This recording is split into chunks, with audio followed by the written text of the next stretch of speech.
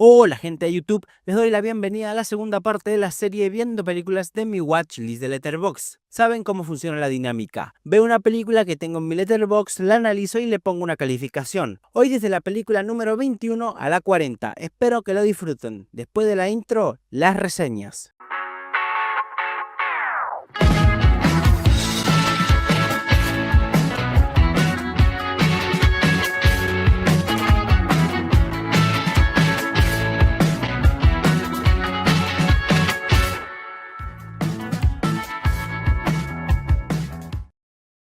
Contraband del año 2012 de Baltasar Kormákur. Mark Wahlberg interpreta a un ex contrabandista de barcos quien debe volver a las andadas luego de que su cuñado se metiera en problemas de dinero y drogas. La película es una remake de una del año 2008 donde actúa el director de la película. La verdad, esa no la vi, pero me interesa. Quién sabe, quizás en algún momento caiga en la volteada. Con respecto a esta, es la verdad una película muy genérica y con nada interesante, al menos desde lo personal en los aspectos de una película. Ni la historia, ni la dirección, nada. Además, se ve pero muy fea y genérica y oscura. Sobre todo oscura. Prácticamente no se entiende nada. Tiene un elenco interesante y una historia que puede ser medianamente divertida para ver un día que no tengas nada más que ver, o si algún día la encuentras haciendo zapping en la televisión. Una muestra más de la gran decadencia de las películas de acción a comienzos de los años 2010. Si le tuviera que poner un puntaje sería un 5 sobre 10. Shade del año 2003 de Damian Niemann. Tres estafadores se vuelven a unir para planear un gran golpe, montar una partida de póker contra el rey de la ciudad, pero para ello tendrán que reunir mucho dinero. Una película con un elenco muy interesante y que siento que en manos de alguien más capacitado podría haber salido algo realmente muy interesante. Tiene algunos elementos con los cuales jugar y un casting que tiene mucha vinculación o reminiscencia a otros papeles icónicos o clásicos de ellos. Por ejemplo, el más obvio que se me ocurre es Gabriel Byrne y cómo termina su negocio de estafas, muy parecido a su papel en Sospechosos Habituales, por ejemplo. Siento que esta película tiene dos grandes problemas. El primero es que es una película que se esfuerza en siempre hacer un gran truco y montar una escena con las estafas, haciendo que nada importe porque al final todo era una estafa. Los giros deben estar controlados para verdaderamente tener impacto, y acá siento que no sucede eso. El segundo tiene que ver con la poca prolijidad que siento que tienen algunas secuencias. Suceden muy rápido y no tienen la suficiente importancia. Igual me parece una película sumamente divertida de ver. Si le tuviera que poner un puntaje sería un 6 sobre 10. Dirty Works de 1998 de Bob Saget. Dos amigos deben juntar $50.000 para pagar la operación del padre de uno de ellos, por lo que deciden montar una agencia donde hacen bromas pesadas a personas ajenas. Una comedia de los años 90 espectacular. Tiene todo lo que una comedia necesita, una premisa absurda pero con una consistencia sólida para justificar los chistes y crear escenarios hilarantes donde pueda surgir la comedia. La dupla protagonista es muy divertida y con una personalidad bien marcadas que se complementan en los chistes y a la vez en sus diferencias personales para contrarrestarlos como personajes. Algo muy bueno de la película es la cantidad de personajes increíbles o de pocas escenas que tiene, algo que siempre suma en las comedias. Personajes secundarios que aparecen poco pero aportan un humor disparatado siempre necesario. El personaje de Chris Farley, el vagabundo con sus mensajes reflexivos, el médico timbero interpretado por Chevy Chase, todo. Una gran película. Si le tuviera que poner un puntaje sería un 8 sobre 10. A Man, del año 2022 de Kei Ishikawa.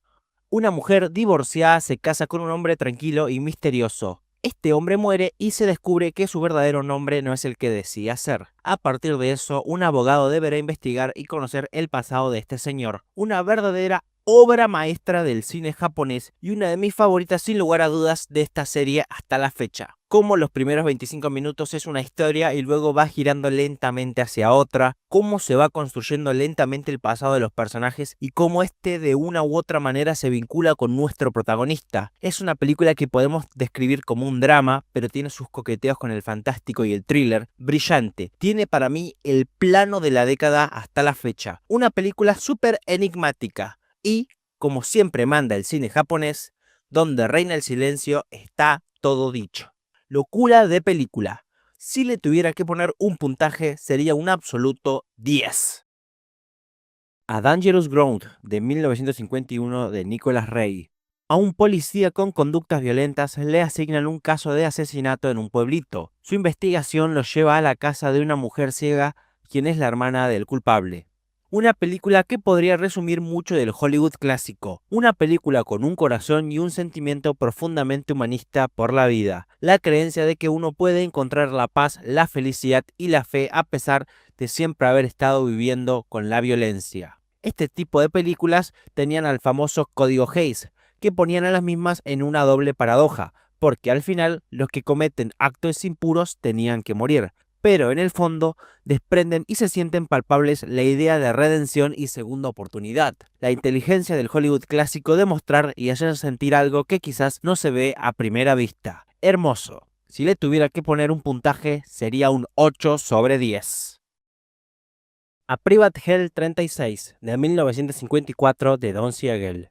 Un hombre roba una cantidad inmensa de dinero en Nueva York y nunca es atrapado. Un año después se encuentran billetes de ese robo en Los Ángeles. Dos policías son encargados de la investigación y la única persona que reconoce al hombre es una cantante de un bar. A partir de ahí empezará la búsqueda del maleante. Una gran película en oír que empezamos con dos policías que tienen personalidades diferentes pero se quieren y que esta investigación los llevará al límite de su personalidad y sus límites morales. Impecable. El protagonista, un personaje con una personalidad violenta que vive rodeado de violencia. La mujer enigmática y con un pasado muy poco claro y oscuro que arrastra a nuestros héroes a ese mundo, pero que al final parece que tiene un gran corazón. Gran dirección de Don Siegel en una de sus primeras películas y un guión de Aida Lupino en su único guión que no dirigió. Si le tuviera que poner un puntaje sería un sólido 8 sobre 10.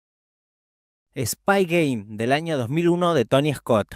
En el día de su jubilación, un agente de la CIA descubre que su discípulo fue capturado en China y en 24 horas será ejecutado, por lo que deberá hacer un plan para sacarlo mientras conocemos toda la historia de ellos dos juntos. Una gran película de Tony Scott, con una dupla que ya se podría considerar icónica. Robert Redford y Brad Pitt son dos actores que se han visto como semejantes por sus parecidos, y acá Scott se les adelantó a todos y los pone en una relación medio padre-hijo, mentor o aprendiz. Espectacular. El personaje de Robert Redford deberá poner en juego todas sus ideas sobre cómo se debe actuar en este mundo de los espías para intentar salvar a su protegido. Por su parte, el personaje de Brad Pitt deberá aprender lo cruel e injusto que es este mundo. Una película muy seria o realista, vamos a decirle, en relación a las películas de espías, donde al final del día los problemas se resuelven tanto en el campo de batalla como en los despachos. Si le tuviera que poner un puntaje sería un 8 sobre 10. Sawallow, del año 2019, de Claro Mirabel Davis.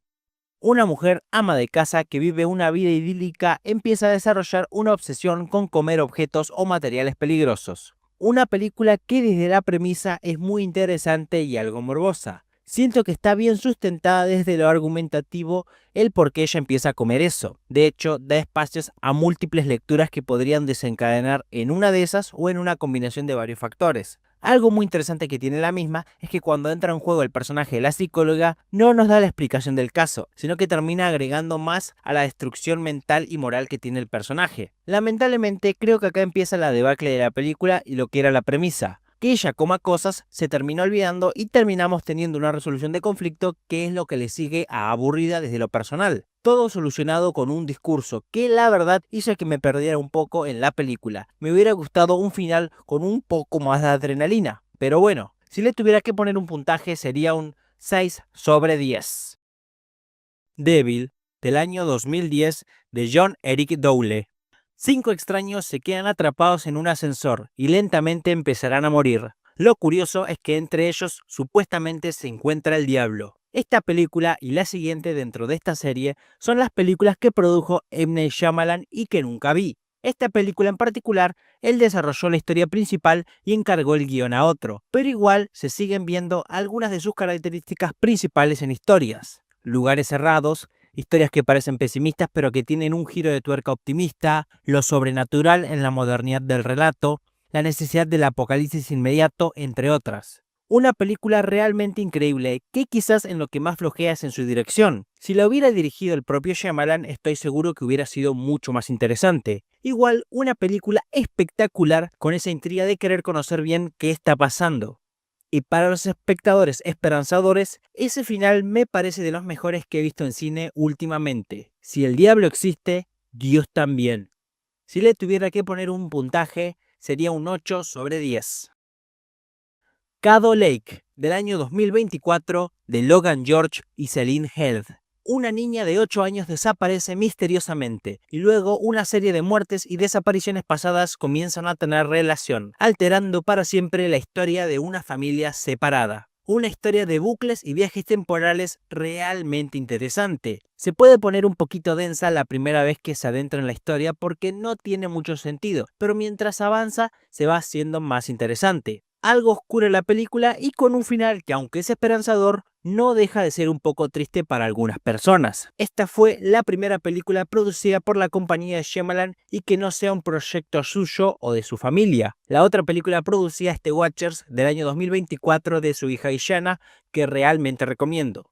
Una película que tiene todo el tiempo la sensación de extrañeza y que no todo es como lo vemos. Una película que me parece que tiene algunas falencias, sobre todo a la hora de su exposición, pero siento que las líneas temporales en general están muy bien diferenciadas y que en la dirección es donde más flojea. Personalmente no la sentí muy imaginativa y a veces siento que agrega algo de confusión al relato, pero me parece que en líneas generales es funcional.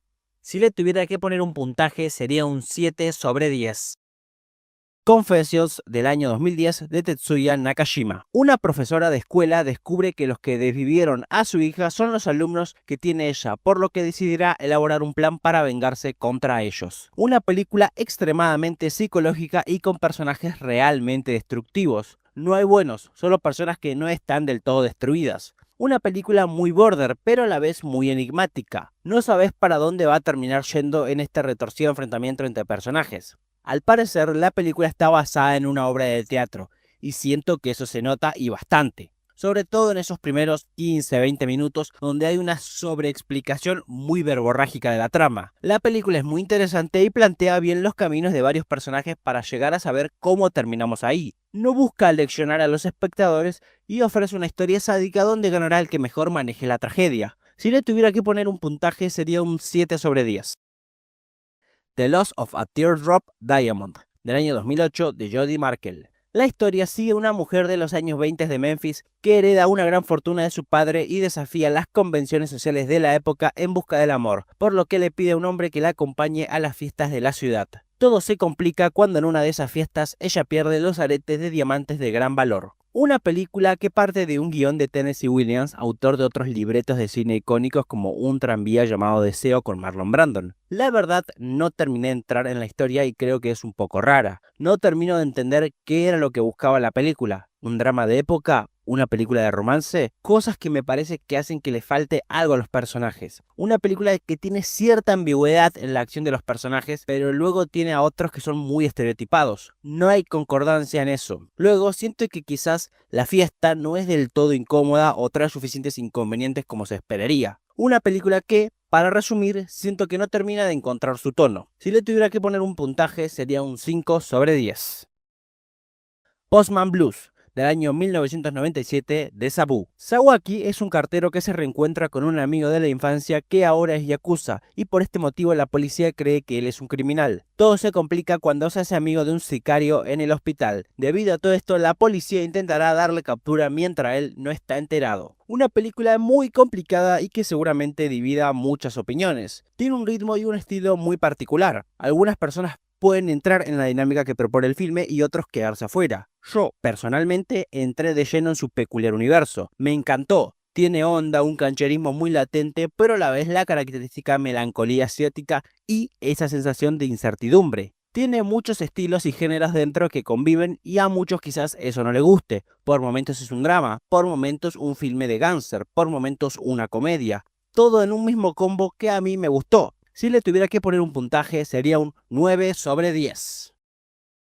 Plus One, del año 2019 de Jeff Chan y Andrew Raymer. Dos amigos que ya andaban en sus 30 años deciden acompañarse a todas las fiestas de casamiento de la temporada de verano en las que están invitados para no sentirse solos. Una comedia romántica realmente clásica, la pareja de amigos que tienen personalidades que chocan entre sí y nunca se imaginaron como pareja, pero que con el pasar de la historia encontrarán cierta atracción entre ellos mientras se desarrollan los eventos. Ambos crecen como personas y encuentran la felicidad juntos. Una comedia romántica que funciona bien como romance y no como comedia. Son contados los chistes divertidos e interesantes que van apareciendo en la película. Un filme que tiene una buena dinámica entre sus actores y eso hace que se sustenten las situaciones que se van lentamente presentando. Tiene una muy buena primera parte, pero en la segunda siento que se va cayendo en picada y termina con varios conflictos un poco absurdos desde mi punto de vista. Construye muy bien a sus personajes, pero los caminos por los cuales los va a llevar para aprender no sé si me terminaron de convencer. Si le tuviera que poner un puntaje sería un 6 sobre 10. Still of the Night, del año 1982, de Robert Benton. Un psiquiatra de Manhattan se involucra con la amante de un paciente suyo que fue asesinado recientemente. Un gran y divertido thriller ochentero, bastante clásico en estructura y narrativa. Una combinación que me parece perfecta entre el thriller más clásico que recuerda a resabios, ¿no?, de los 40 o de los 50, pero con un erotismo explícito que venía imperando por aquellos años 80. Aunque es muy clásica en estructura y posee una dirección que no es particularmente llamativa, aún así es funcional a la historia que quiere contar. Mantiene bien la intriga de nuestro personaje y su vínculo con el personaje de Meryl Streep. Aunque es una película que tiene una buena dupla de actores, Roy Scheider y Meryl Streep ya eran actores consagrados en aquel momento, me deja de ver un poco más el resto del elenco. Eso le quita un par de puntos. Igual me gustó bastante. Si le tuviera que poner un puntaje sería un 8 sobre 10. Tron, del año 1982, de Steven Lisberger. Un hacker es secuestrado en el mundo digital y obligado a participar en juegos de gladiadores donde la ayuda de un programa de seguridad heroico es su única oportunidad para escapar. Una película que siempre he escuchado las opiniones más polarizantes en la historia del cine. Hay personas a las que les parece la mejor película de la historia y a otros que les parece una de las aberraciones más grandes jamás concebidas en la historia del séptimo arte. Yo, como casi siempre en la vida, soy un tercera posicionista. Una película que me parece que tiene una historia sobre regímenes totalitarios muy interesante y con críticas bastante buenas. Una creatividad para representar el interior de una computadora y cómo se puede representar una sociedad ahí muy buena. Por su parte, es una película que desde lo personal se me hace muy lenta, aburrida y que tiene muchos elementos desaprovechados en su construcción o historia. Una lástima. Si le tuviera que poner un puntaje, sería un 6 sobre 10.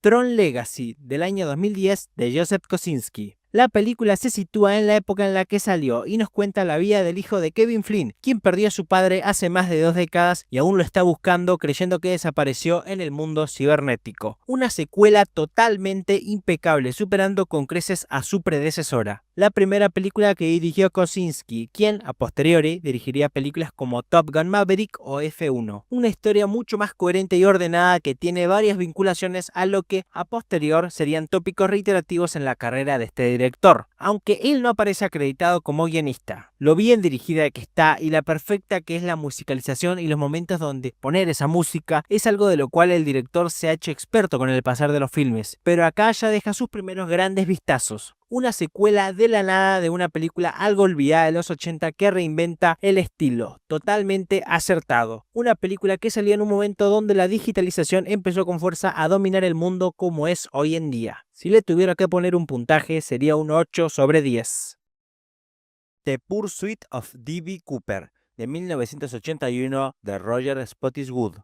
D.B. Cooper es el único caso de robo de aviones que no se ha resuelto en los Estados Unidos. No se sabe si después de secuestrar el avión y saltar de un paracaídas con 20 millones de dólares, logró sobrevivir o no. En esta película se imagina qué hubiera pasado si él sobrevive y logra su cometido. Una película de drama, crimen y con toques de road movie bastante divertida y alocada, con persecuciones y personajes muy peculiares. Se le da un trasfondo al personaje de D.B. Cooper y una motivación, además de explicar cómo pudo lograr ese cometido. Una película de aventura y persecuciones muy ingeniosa y curiosa. Si no, miren esa pelea final entre un avión y un auto. Lamentablemente me parece un toque bastante payasesca y eso personalmente no me termina de gustar, pero igual me parece una película correcta de ver. Si le tuviera que poner un puntaje sería un 6 sobre 10. Without a Paddle, del año 2004, de Steven Brill. tres amigos deciden honrar la memoria de su amigo recién fallecido y deciden emprender un viaje en búsqueda de un tesoro que los obsesionaba cuando eran chicos. En el camino las cosas no saldrán como se tenían planeadas y se meterán en todos los líos inimaginables. Una película muy buena de comedia de amigos que deberán pasar a la madurez. Jóvenes que quieren creerse que están bien pero aprenderán a tomar las riendas de su vida. Una película de autoaprendizaje. Una comedia que tiene muchos gags interesantes. Ninguno me parece que es una locura o memorable, pero me parece que están bien y cumplen su función. Tiene muy buenos antagonistas con un enemigo pero muy gracioso. Y además los personajes principales me parece que tienen una buena química y se vuelve una película muy disfrutable. Si le tuviera que poner un puntaje, se vería un 7/10. The Funeral, del año 1996, de Abel Ferrara. Durante el funeral de su hermano Johnny, los gángsters Cheese y Ray juran venganza de la muerte de su hermano, aunque no están realmente claro quién es o quiénes lo mataron. Una película de gángster de los 90 muy oscura y deprimente, pero profundamente religiosa, que viene a cuestionar todo el sistema en el cual se sostiene ese mundo mafioso y criminal. Una película que tiene una narración y montaje realmente curioso y llamativo, que oscila entre una estructura clásica pero a la vez compleja. Hablando de los personajes, son seres realmente perturbados en el mundo ese. Personajes que siempre hacen la procesión por dentro y casi nunca dicen lo que quieren decir, pero cuando lo hacen, este está cargado con un profundo dolor y sufrimiento. Una película totalmente autodestructiva sobre el mundo y la vida de los mafiosos o gángsters, en contraposición a aquellas películas más famosas o conocidas del género. Si le tuviera que poner un puntaje, sería un 7/10. Y hasta acá el video de hoy, espero que les haya gustado, solo me falta mostrarles cómo quedó el ranking de las películas en esta segunda edición. La verdad es un listado con muy muy buenas películas. Sin nada más que decirles, yo soy Demon el Crítico y nos vemos en la próxima. Chau chau.